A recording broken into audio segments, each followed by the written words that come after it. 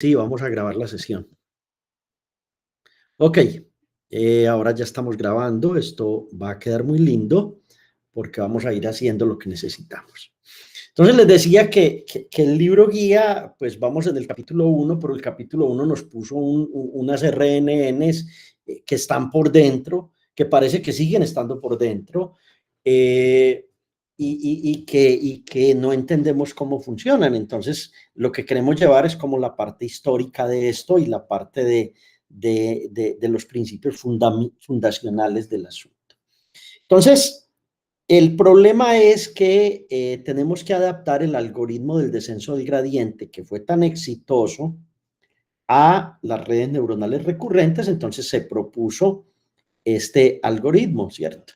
La propagación a través del tiempo en redes neuronales recurrentes. Eso es lo que vamos a hacer en el primer pomodoro de esta clase, y luego discutiremos, vamos a ver hasta dónde llegamos, hacemos un poco de código y luego el quiz que queremos hacer. Bien, entonces vámonos a subir un poco y miremos esto. Ya sabemos que son las redes neuronales recurrentes, ¿cierto? Tenemos una salida, esa salida alimenta otra entrada. Esto no lo vamos a mirar. Lo que quiero mirar es esta parte. Borremos esto. Exacto. Y entonces, el primer lío que tenemos es que para poder manejar secuencias, entonces hay conexiones recurrentes en el tiempo. El segundo lío es que no podemos hacer una backpropagation directamente porque tenemos elementos que van ocultos dentro de esa red neuronal. Entonces, la solución que se propuso originalmente y que generó muchos problemas durante un par de años, era desenrollar la RNN en el tiempo, ¿cierto? ¿Qué es desenrollarla? Pues sencillamente calcular ella iba de t igual 1 a t igual 25 milisegundos o nanosegundos o microsegundos digamos. Entonces, bueno, vamos a empezar a hacer la backpropagation hacia atrás. La RNN desenrollada, ¿cierto? Como si fuera un rollo de papel higiénico que empezamos a soltar, viene a ser una red feed-forward demasiado profunda. O sea, el problema de esta red es la bendita profundidad que tiene. Porque son muchas redes neuronales que hay dentro, o feed-forward que hay dentro de eso. Entonces, hay una intuición clave en esto, y es que cada paso de tiempo se convierte en una capa de la red desenrollada, ¿cierto? Entonces tendríamos 25 capas de la red desenrollada. Y vamos a descubrir entonces cuál es el bendito problema que uno tiene ahí cuando hace esto de esta manera. Listo, esto lo vimos en el paper que estamos estudiando, porque estamos estudiando un paper. Esto se ve muy bien, así que pues en el paper lo pueden repasar. Entonces, en cada paso de tiempo t, vamos a tener lo siguiente: una salida O de t, un valor objetivo Y de t, y una pérdida individual para ese tiempo t dada por una L pequeñita, los pequeñita de t, que es función de esa función de salida o de esa salida y de ese valor objetivo. ¿Qué hay que hacer? Como desenrollamos la red, ¿cierto? La desenrollamos, entonces calculamos una función de pérdida completa que va a depender de la salida final y de todos los valores objetivos finales. Y esa es la ecuación 1 que aparece en esa parte del artículo, que dice, no, venga, lo que tiene que hacer usted cuando desenrolla esto es la sumatoria de t igual 1 hasta t de cada tiempo t pequeñito que tiene ahí. No, es como si tomamos un barrio de Medellín y calculamos la función de pérdida de agua en todo el barrio. Entonces, para calcular la función de pérdida total, lo que tenemos es que ir casa por casa, apartamento por apartamento o edificio por edificio, y calcular la pérdida en cada casa, en cada casa, en cada casa. Eso es una pérdida diferencial, no es integral, no hacemos la integral sobre todo, sino que cogemos elemento a elemento y lo sumamos, ¿cierto? Entonces, T es la longitud de la secuencia y L sub T puede ser de cualquier tipo. Puede ser la MSE como función de pérdida, puede ser la Crouse entropy y puede ser esta que yo casi nunca la he usado, que se llama la pérdida de Hink, ¿sí? Que no la conozco mucho, no la he trabajado mucho, pero aparece también como una de las funciones de pérdida que uno puede tener. Ok, nada nuevo bajo el sol aquí. Yo creo que se entiende muy fácil este asunto. Ok. Profe, ¿cómo calculamos esas pérdidas? Porque en el paper están hechas como rapidito, como así con papa y yuca. Entonces, sencillamente no voy a entrar en los detalles de estos porque pues me interesa es progresar en el asunto. Es lo siguiente, tenemos que hacer la derivada de la función de pérdida con respecto a WH sub 0 o H de output. Eso es la suma de t igual 1 hasta t de la derivada en cadena de dl de t de phi sub 0, bueno, dl sub t de o sub t por d o sub t de phi sub 0 por d phi sub 0 de WH sub 0 y esta cadena se me vuelve grandecita. Listo. Cuando uno hace la cadena, encuentra que estos dos primeros términos pues permanecen, pero este valor que tengo aquí, ¿cierto? Es un H de T, ¿cierto? Que es como una entrada de preactivación que uno tenía cuando iniciamos en t igual 0, cuando fuimos pasando a t igual 1, etcétera. Entonces, si uno deriva esto con respecto a esto, pues va a dar este valor. Eso no hay nada nuevo bajo el sol, simplemente estoy verificando las ecuaciones que tenemos allí. No me voy a desgastar tampoco en ellas, simplemente es importante para algunos que no vieron el curso anterior que entiendan cómo es que se hace, cómo es que se logra que una red neuronal aprenda, porque probablemente este es el algoritmo más importante de todo esto, el descenso del gradiente. Bueno, seguimos con la matriz de pesos WHH y con WHH entonces volvemos a hacer la derivada, hacemos toda esta regla de la cadena y por aquí nos aparece un WH sub 0 que calculamos o que tenemos, obtenemos de lo siguiente. Miren, este elemento se conserva, este elemento se conserva, este elemento se conserva y este elemento también se conserva, pero aparece este WH sub O y obviamente, ¿por qué aparece WH sub O? Porque es la matriz de pesos original que uno tenía. Entonces, aquí uno ve que esta matriz de pesos que uno creó afecta el valor que uno intentó memorizar y esto va a influir en todas las salidas futuras O de T, de T igual 0 hasta O de T en la sumatoria que uno tiene, ¿cierto? Es matemáticas, son matemáticas como muy normales las que tenemos aquí, no hay que aprenderse nada de esto, solo hay que conocer a profundidad qué es lo que tiene, qué es lo que pasa. Aquí, en esta diapositiva, muestro cómo es el asunto.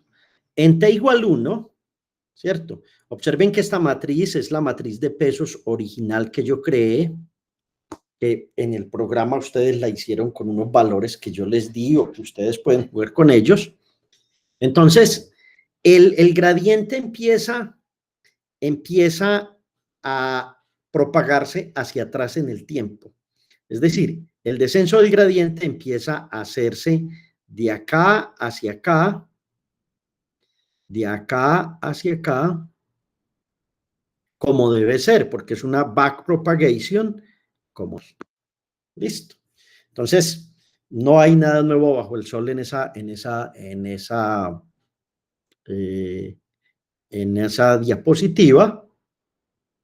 Y entonces uno calcula como hicimos o como se hace en redes neuronales muy frecuentemente, uno calcula el forward pass, cómo es que la red neuronal va avanzando hacia adelante, y luego calcula el paso hacia atrás para que la red neuronal pueda aprender.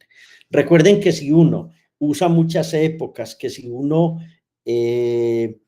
no es cuidadoso con esto, entonces uno sobreajusta la red y ya la red no aprende, sino que memoriza, que es un verdadero problema. Ese es el sobreajuste. El sobreajuste es que la red memoriza, no aprende, o subajusta la red y nunca encuentra el mínimo global, que es lo que siempre venimos persiguiendo, el mínimo global que debe encontrarse a medida que las épocas vayan haciendo esto. Entonces uno puede tener una red que oscile, ¿cierto? Uno puede tener un sistema que oscile o un sistema que nunca llegue al mínimo global. Pueden ocurrir muchas cosas de esas.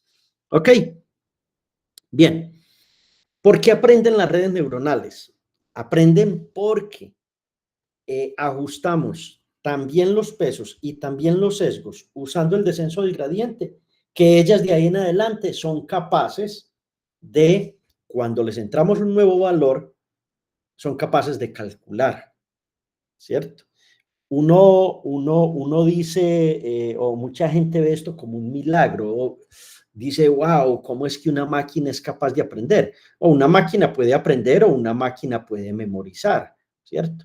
Ahora, ¿eso es aprendizaje? Sí es aprendizaje. ¿De qué manera hay aprendizaje? Que es aprendizaje supervisado, aprendizaje no supervisado, que es el que uno conoce en los cursos normales de inteligencia artificial, pero hay aprendizaje que es mucho más impresionante, que es el aprendizaje generativo, ¿cierto? Cuando esa red neuronal es capaz de ajustar tantos elementos que es capaz de generar mentiras o verdades, porque ella es capaz de generar lo que usted le ponga. Entonces aquí, en la IA generativa, ustedes van a encontrar mucha física de por medio, porque es física estadística lo que hay ahí. Y van a encontrar toda una teoría que viene de esta parte, viene cambiemos este color, toda la teoría que viene de esta parte se conecta con esta otra parte, ¿cierto?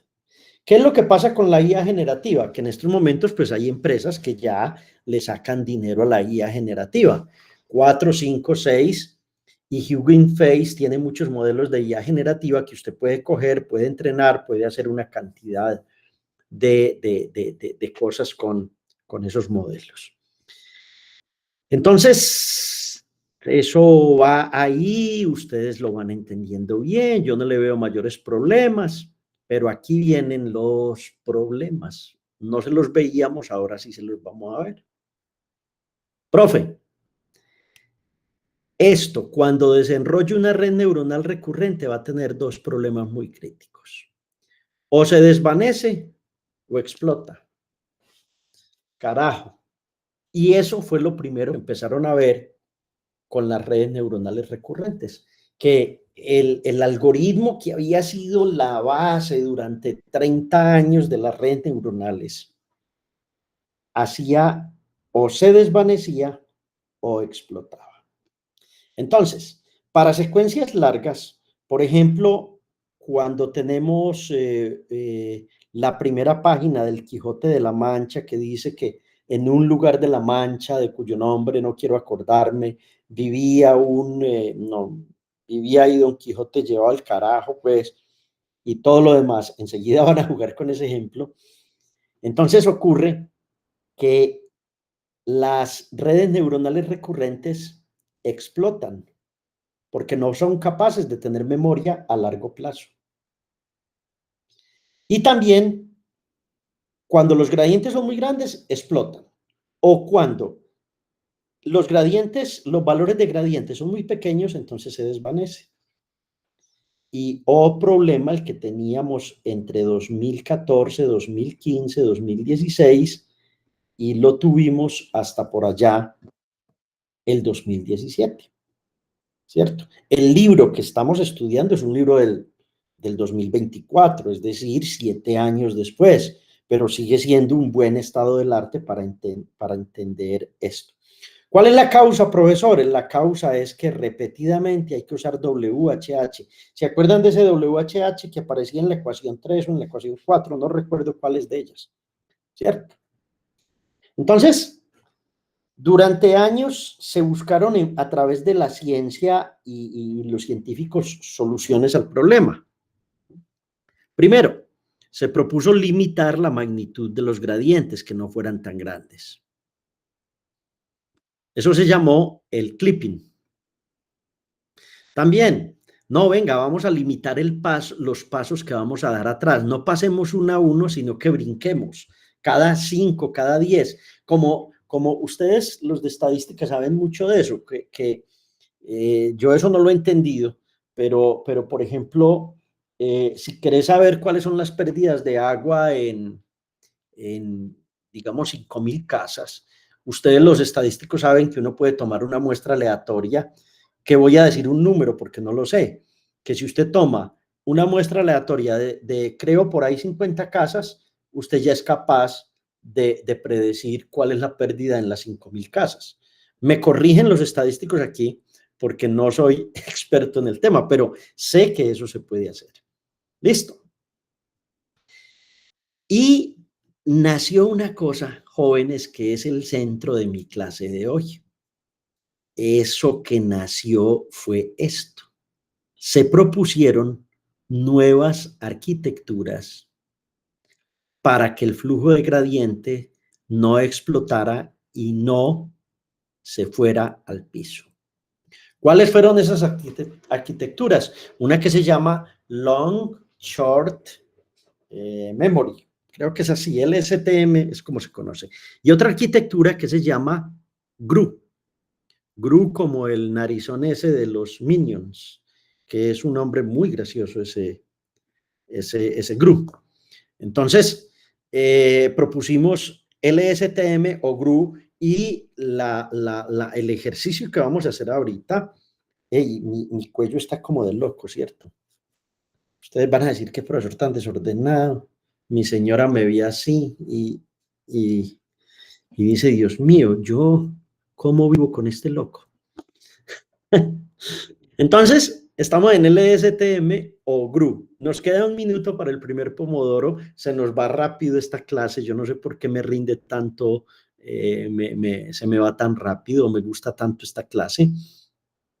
Entonces, el truncar el BPTT, pues veámoslo así como rapidito, es simplemente coger una ventana. Esa ventana son, por ejemplo, estas 5 salidas y se trunca y luego se sigue hacia atrás con otras 5 salidas y se trunca y luego se sigue hacia atrás con otro número de salidas y se trunca y así sucesivamente. Entonces, se toma, por ejemplo, un truncamiento de K igual 3. Limitamos la propagación no a todo, sino a K veces. Esa fue la primera solución que planteamos, o que se planteó por parte de los científicos en esa época, ¿cierto?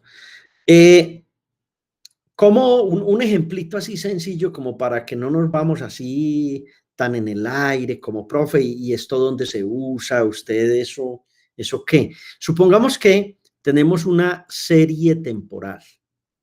Ustedes, los estadísticos, los matemáticos, los ingenieros, todos y los físicos somos muy amigos de las series temporales, ¿cierto? Entonces, esa serie temporal, supongamos que tiene 1, 2, 3, 4 y 5.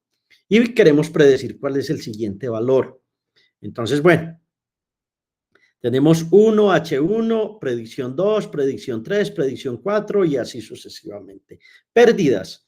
Entonces aquí usamos LSM y entonces vamos a ir viendo que calculamos la pérdida en 1, calculamos la pérdida en 2, calculamos la pérdida en 3 y la sumamos.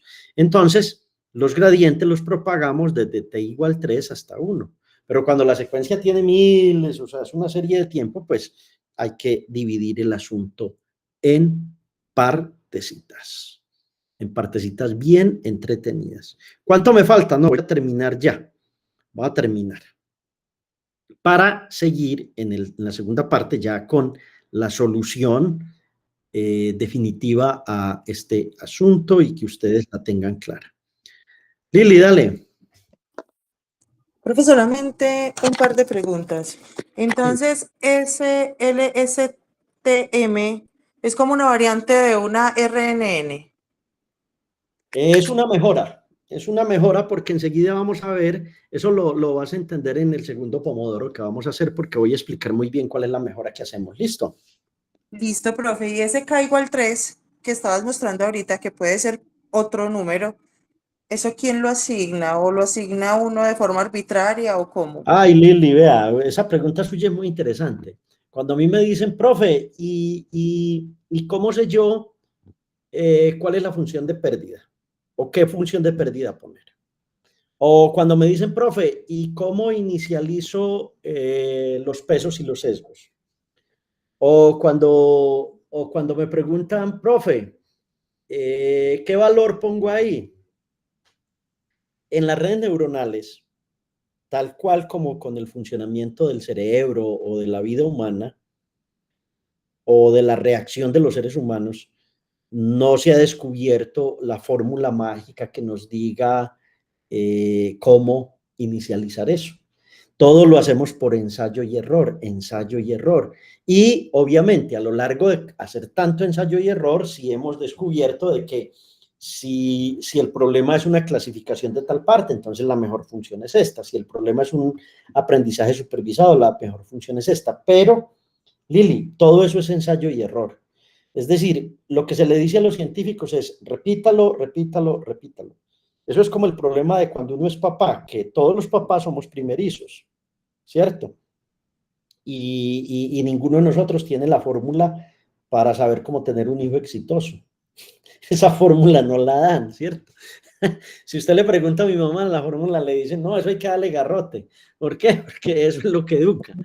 Pero si le pregunta a los psicólogos de ahora, no se puede tocar el niño. El niño es de cristal. Si usted le dice una mala palabra, entonces es ensayo y error, María Liliana, como todo en la vida. O sea, no hay ¿qué? No hay una fórmula. No. Entiendo, profe. ¿Sí? Entonces, por eso en las redes neuronales es tan costoso el entrenamiento, Lili, porque tenés que volver y darle, y nunca alcanzas el 100% de optimización, sino que alcanzas un valor menos, y es así como funciona. ¿Listo? Sí, señor. Gracias, profe. Bueno, con mucho gusto. Para terminar, en resumen, la propagación de RNNs trabajando en el tiempo es como la técnica que se propuso para trabajar esas primeras secuencias que lográbamos hacer. La ecuación clave es la suma de las funciones de pérdida, cosa que es muy bonita. Los gradientes son complejos debido a dependencias temporales, eso hace que sea difícil. La primera matriz afecta solo la salida actual, pero la matriz HH afecta todos los valores futuros y eso se va volviendo pequeñito. Entonces, gradientes explosivos, gradientes que se desvanecen y soluciones, solo 3 soluciones. Clipping, truncamiento y esta solución que fue la que mostró ser la más poderosa. Entonces, ahorita nos vamos a concentrar en cómo hacer que el sistema pueda memorizar secuencias mucho más largas. Y 5:30 descansamos hasta las 40, 10 minuticos. Relájense para que el cerebro vuelva y se concentre aquí bien genial. Nos vemos ahorita y la clase está muy, muy, muy genial. Listo. Chao. No, profe, gracias.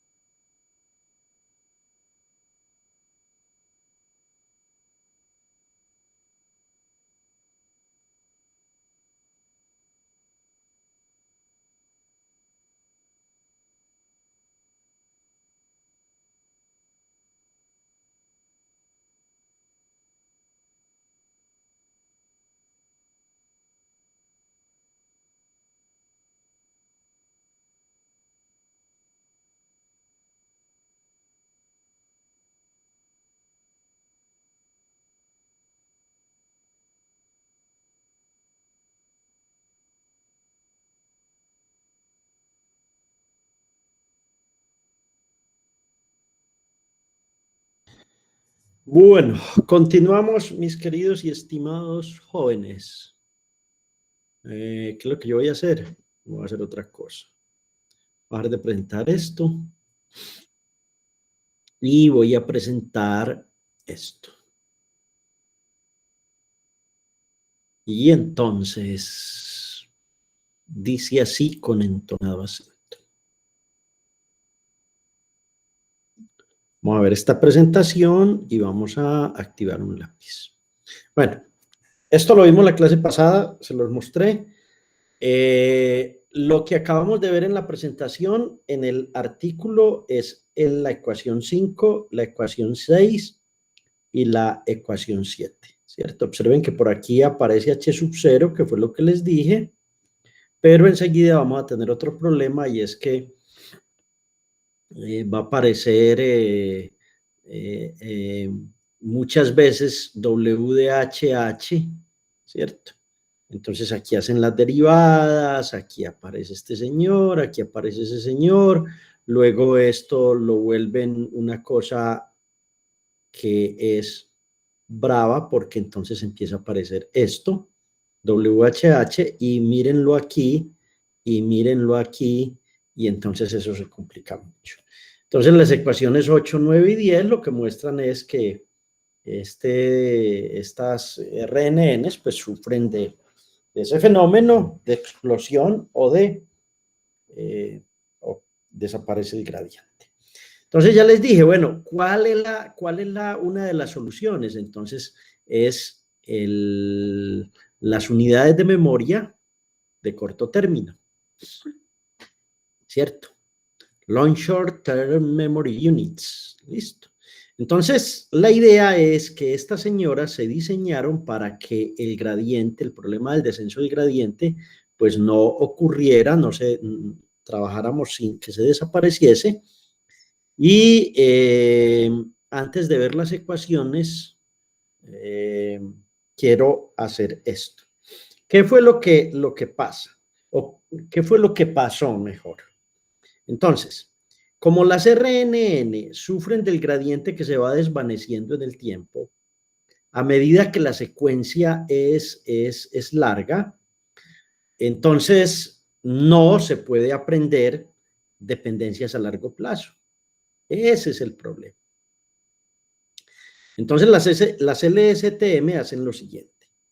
En lugar de un solo estado oculto, que es el estado oculto H sub t, introducen una celda de memoria y eureka, la celda de memoria puede mantener información durante muchos pasos del tiempo. Entonces aquí ponemos una celda de memoria.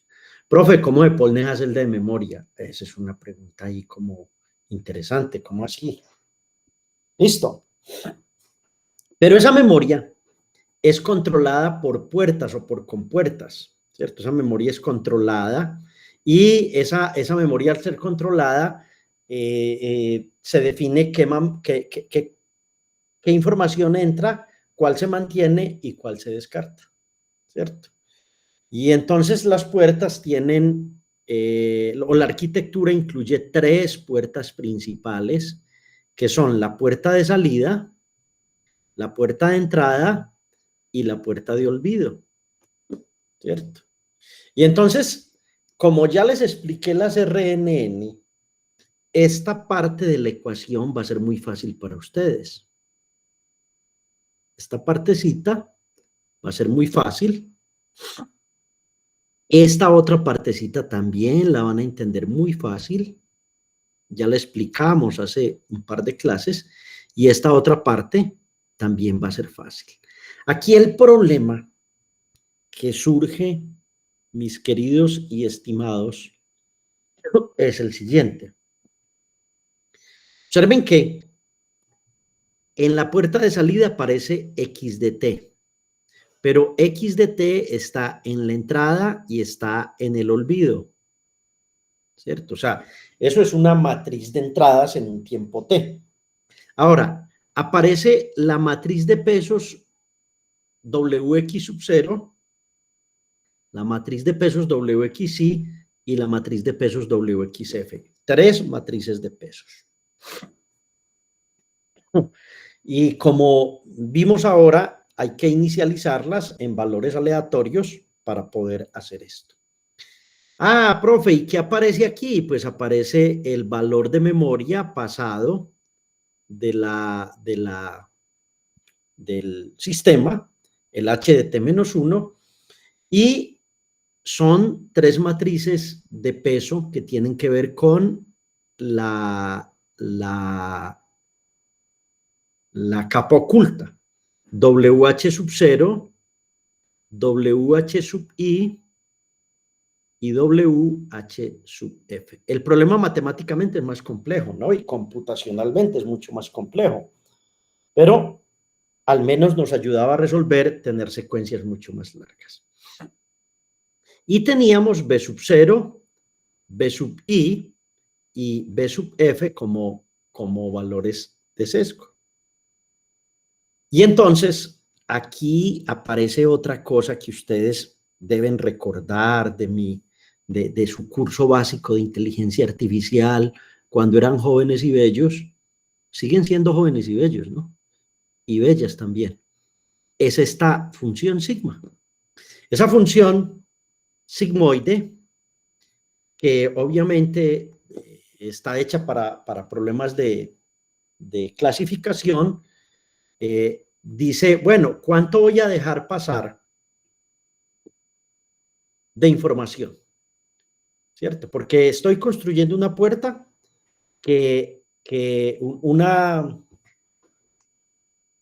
una celda que tiene 3 puertas. Si el valor es muy cercano a 0, no dejo pasar nada. Si el valor es 1 o se activa, dejo pasar todo. Listo. Para eso se utiliza la función sigmoide en las LSTM. Además de las puertas anteriores, uno calcula en ese sistema una celda que se llama la celda Bergulilla o celda candidata, que es como la nueva información que podría entrar a la memoria, y esa celda está dada por esta entrada, ¿cierto? El valor anterior, WH sub C, B sub C y W de X sub C, y se llama, todo ese C significa candidate, como tal. Y aquí aplicamos una función de activación tangente hiperbólica. Esta función, diferente a la sigmoide, produce valores entre 1 y menos 1. Entonces, aquí se permite representar información tanto que uno considera positiva como negativa. Pues no es que sean palabras positivas sino, o de optimismo, sino que le da a uno como un juego interesante de poder representar como cosas aquí en menos 1 y 1, y entonces uno tiene aquí que esa función varía como de esta manera. Bueno, la memoria de la celda se actualiza combinando la memoria pasada, que fue controlada por la función f sub t, y lo que aceptamos de la nueva celda candidata C Bergulilla está controlado por IDT. Entonces CDT es un juego de este producto que es una multiplicación, se llama WISE, o multiplicación elemento-elemento, no es la multiplicación que ustedes conocen de matrices, sino una multiplicación elemento a elemento. Ya lo van a mirar un poquito más, tranquilos, vamos despacio. La idea no es llenarnos de información, sino aprender cómo se hacen estas nuevas construcciones. Y el estado final oculto, que es lo que la red expone hacia afuera, entonces tiene que ver con H sub t, que es una operación elemento a elemento entre la salida O de t y la tangente hiperbólica de C de t. Entonces, hagamos como un resumen intuitivo de este invento. ¿Qué hace una red LSTM? FT me sirve para olvidar. Yo aquí decido qué recuerdos antiguos descarto. Y sub T sirve para grabar. Decido qué nueva información agrego a la memoria. ODT me permite mostrar y decido qué parte de la memoria se utiliza para producir una salida. CDT es la memoria interna que puede mantenerse durante muchos pasos y HDT es lo que la red dice al mundo externo en ese instante. Entonces, miren, construimos una unidad que se llama LSTM que tiene varias puertas. F y sub T, ODT, CDT y HDT. Entonces, de esa manera, se pueden mantener la información a través de secuencias de cientos o miles de pasos, lo que las RNN simples no logran. Y eureka, tenemos un avance gigantesco año 2016 que me permiten mejorar las RNN.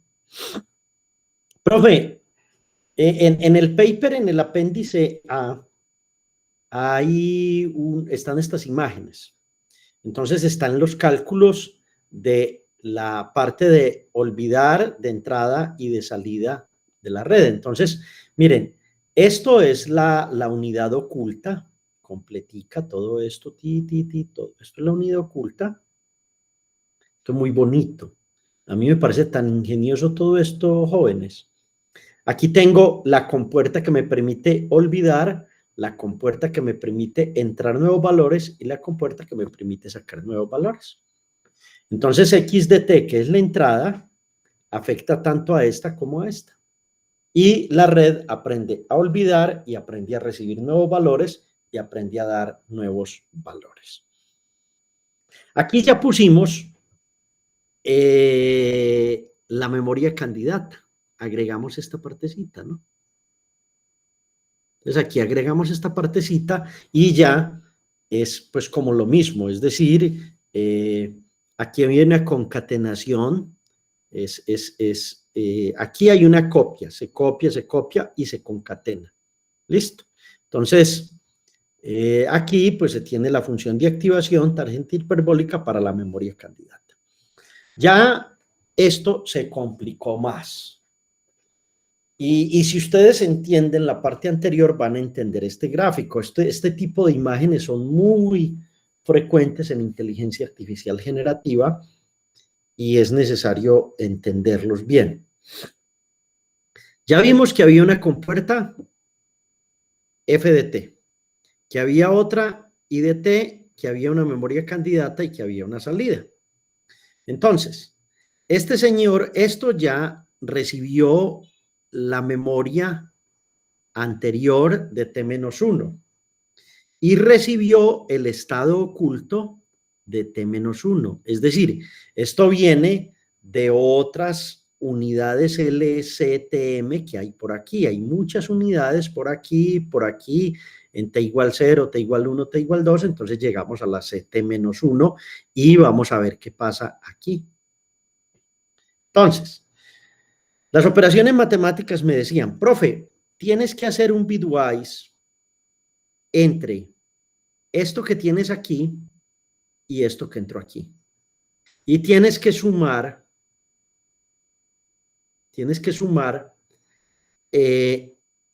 por una de las ecuaciones que vimos anteriormente, lo que te dio la puerta de entrada con la memoria candidato, otro bitwise. Entonces son dos operaciones de bitwise, multiplicación, para poder obtener el C sub T, que es el que queremos. Profe, y bueno, ese dibujo, ¿qué significa? Ese dibujo significan estas ecuaciones, estas que tienes aquí. La 13, la 14, la 15, la 16, ¿cierto? Y cómo se concatenan ¿cómo se concatena esto? Se concatena así, mira. Esos dos punticos, esas operaciones bitwise que tienes ahí, son esta y son esta. Son esta. Dan cuenta de estas dos partes. ¿Ok? Bonito el asunto, entretenido. Ya construimos una LSTM bien interesante y ahora vamos a hacerla todavía más interesante y es, vamos a tomar la entrada, la memoria CDT-1, el estado HDT-1, los bitwise que ya vimos, las operaciones de multiplicación punto a punto, las operaciones de multiplicación punto a punto, ¿cierto? Y aquí queremos obtener HDT y CDT. En la anterior no obteníamos HDT, solo CDT. Entonces, con HDT necesitamos hacer otro bitwise entre lo que viene por aquí, ¿cierto? Y lo que viene por aquí para poder obtener el nuevo estado oculto y entregárselo a la siguiente celda. Ingenio humano es lo que hay ahí. Mucho, mucho. Y muy bonito. ¿Cómo logran hacer esto ya con una red neuronal? Año 2015, año 2016. Es increíble cómo se resuelve esto. Entonces, ahora sí devolvámonos al paper. En el paper tienen las ecuaciones 13, 14, 15, ya se las expliqué, la 16, la 17 y la 18. Y si ustedes miran el artículo, ya entendemos cosas que hace 15 días no entendíamos. Profe, ¿cómo es que en realidad funciona una red neuronal recurrente? Eso no lo entendíamos hace 15 días, ¿cierto? Y ahora ya entendemos cómo funciona esta que se tuvo que inventar para poder resolver los problemas que tenía la red neuronal recurrente. Esto es una bacanería, es una cosa muy linda. Si ustedes miran el paper, el artículo, entonces el artículo, dentro de una semana tendríamos que estar discutiendo algo que es lo siguiente. Voy a mirar el artículo. ¿Dónde lo tengo, Dios mío? Aquí. Estamos estudiando un artículo de Alto Turmeque, jovencitos, para poder tener como un estado del arte de esto. ¿Sí? Entonces nuestro artículo, ¿ya aparece o no aparece ahí? Sí, ya aparece. Entonces, observen que en la página 3 empezamos con el ESTM, ¿cierto? Ya vimos estas ecuaciones, 17 hasta la 18. Y vamos en esa página. Luego nos toca mirar esto, luego esto, luego la arquitectura que el libro tiene, encoder, decoder, y cómo es la secuencia a secuencia.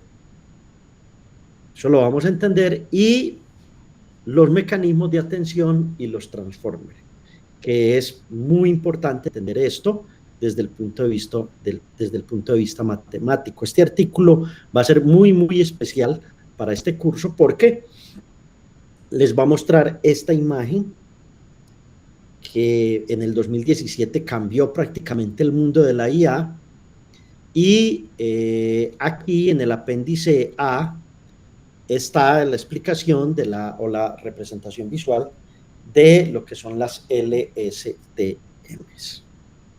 Profe, y entonces, muy bacana la teoría, pero ¿y la práctica qué? Entonces vamos a la práctica, ingenieros. Vamos a la práctica. Este ejercicio está largo. Entonces, permítanme editar, publicar. Ok. Nuestro ejercicio, si deciden aceptarlo, es el siguiente para que este tema les quede bien genial. Vamos a presentar otra cosa, trabajo de clase. Entonces, en parejas, me gusta el trabajo en parejas. Vamos a hacer este ejercicio de programación de RNNs. El ejercicio de programación dice lo siguiente. Separe el código por celdas de forma tal que sea más simple de ejecutar. El código se los entregué como un gran notebook. Ejecute cada celda y analice en detalle comparando con el artículo y con las preguntas del pretest que está ocurriendo. ¿Cuál es la precisión de la red?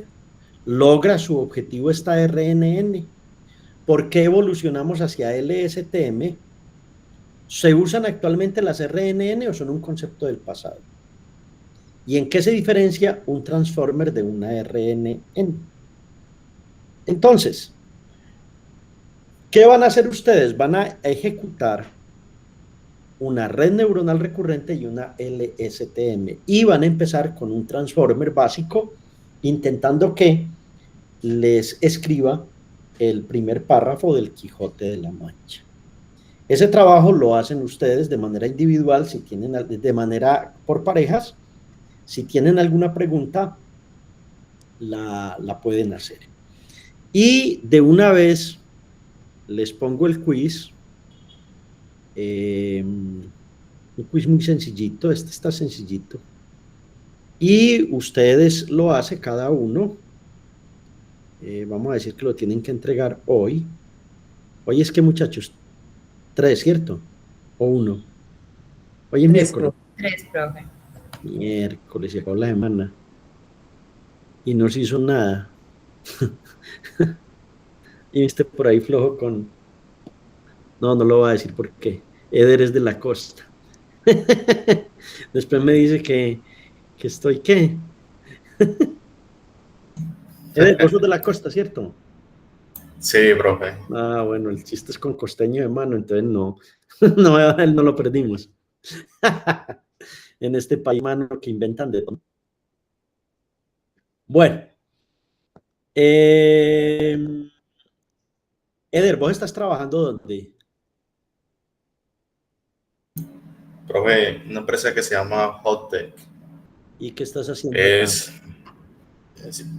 científico de datos y también IA. ¿Estás en la práctica o ya estás trabajando? No, profe, en la práctica. Ah, ok, listo. Bien, cada uno hace el quiz. Listo. Ese sí es individual, cada uno lo hace. Y cada uno, y en parejas, van a hacer el ejercicio del código. Y ese ejercicio se les va a demorar un poquito porque no es tan rápido el entrenamiento y ya empiezan a ver que esas unidades LSTM necesitan mucha capacidad de cómputo, ¿cierto? Entrenar un modelo es muy costoso, eso vale mucho, mucho dinero. Entonces, por favor, me van a hacer el quiz y vamos a ejecutar el código, lo van a hacer bien hechecito, van a tratar de entender cada parte del código comparado con lo que yo con lo que dicté, y yo creo que con eso es más que suficiente para esta clase, ¿cierto? Ya es trabajo de ustedes que hagan el quiz y ejecuten el código por parejas. ¿Estamos? Listo, profe. Listo. A ver, yo veo de mis estudiantes aquí, ¿quiénes hay? Hombre, hay 15, Alejandra, Carlos, Daniel, Eder, Jesús, Jonathan, Luis David, perdón, María Liliana, Santiago, Sara y Verónica. Ok, listo. Perfecto, está bien. Nuestra nadadora se fue, ¿cierto? No volvió. Sí, profe, no la volví a ver. No, quedó más perdida que... No, profe, es que esto es durito, esto hay que leerle y estudiarle. Sí, si uno quiere aprender bien, hay que hacerlo, pero uno va elevando el nivel y uno se va volviendo un duro en esto y luego va buscando, por ejemplo, certificarse en IA generativa, en Machine Learning, y ya le va a quedar a uno más fácil una certificación, porque ya tiene uno muchos elementos de esto, ¿cierto? Entonces, no, lo vamos logrando. Bien, entonces, código quiz. Con eso quedamos. Yo creo que podemos parar la clase ahí. Si alguien tiene dudas, ¿cómo hacemos? Me escriben al correo. Yo estoy pendiente de mi correo. ¿Listo? Para que no dejemos esto grabando ahí ad infinitum. Listo, profe. Listo. Profe. Estoy pendiente de mi correo si tienen dudas. Ok. Listo, profe. Bueno, Muchas gracias. abrazos, se cuidan. Gracias, Igualmente, profe. Muchas profe. gracias. Hasta Nos luego. vemos la Luego. próxima semana, ¿es cierto? Sí, hoy es miércoles. Sí, señor. Bueno, bye bye. Chao, No, profe. profe, gracias. Un gusto, chao.